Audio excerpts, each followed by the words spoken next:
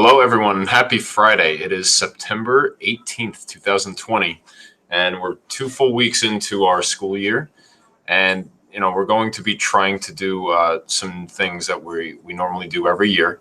And in the next few weeks, we're going to begin conducting our mandated safety and emergency drills at the high school.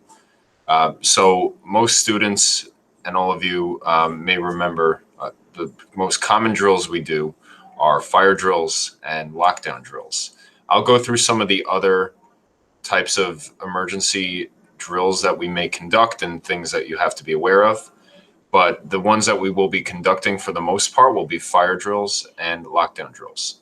So I will preface all of this by saying that while the year looks different, we're all wearing masks and we're social distancing, the guidelines for when there's emergency haven't changed. So in a fire drill, the goal is to evacuate the building in a quick and organized manner according to the plan that is located in each room in the high school. And when you're outside, you have to remain quiet, stay with your teacher, and make sure you move away from the building to your designated spot. For a lockdown, when there's an immediate threat in the building, if ever, the same guidelines still apply. You have to get out of sight, get into a safe room. The doors should be shut and locked. Students should go out of sight from the door and keep quiet until an all clear is given. Now, for this year, since we're trying to maintain social distancing and make sure people are aware of all of these drill types, we're going to do a lot of practicing with them in staggered fashions. So next week we will start our fire drills, and we may not do a building-wide fire drill. The first fire drill might actually just be me making an announcement to discuss the ways to conduct a drill. It might be your teacher reviewing with you where to go during a fire drill. Those kinds of things will be taking place over the next few weeks. For lockdowns, we might do the same kind of thing where we won't maybe do a full-on lockdown drill at first. I might ask your teachers to review what to do in the classroom you're in. This way you know where to go and what to do.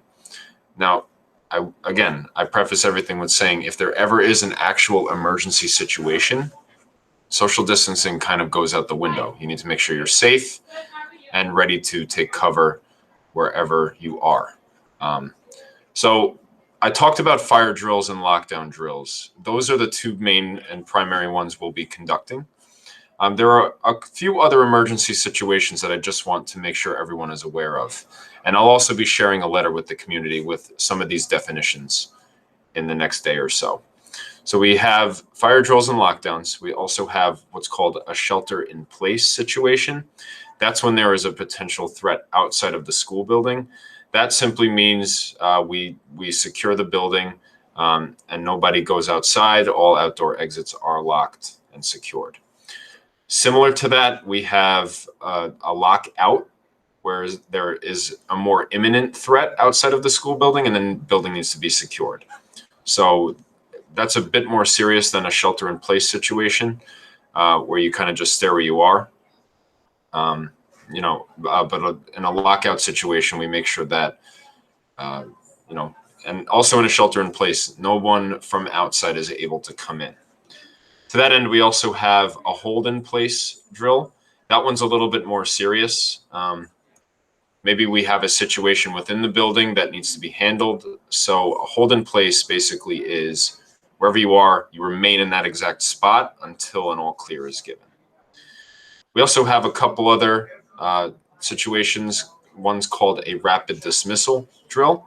That's when we need to get students out of the building and ready to go home as quickly as possible. We usually practice those district-wide once or twice per year.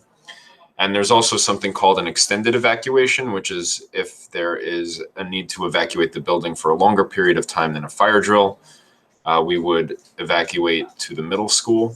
And in all of these situations, the most important thing is to remain calm, to follow the directions of staff members, school officials, and safety officers. Our goal here at Hop Hog High School, above everything, is to keep everyone safe. So we will still be practicing and paying strong attention to the details of these drills. But again, they might look a little different, at least at the start of the year, while we try to keep everyone socially distanced. So that's kind of a heads up of what will be coming in the next few weeks. If you have any questions about the drills at all, please reach out to me, or you can reach out to Mr. Caffrey, our Director of Security. We'd be happy to answer any questions. With that, I hope everyone in Hapag has a great weekend. Enjoy the time, and we look forward to seeing you again next week. Thank you.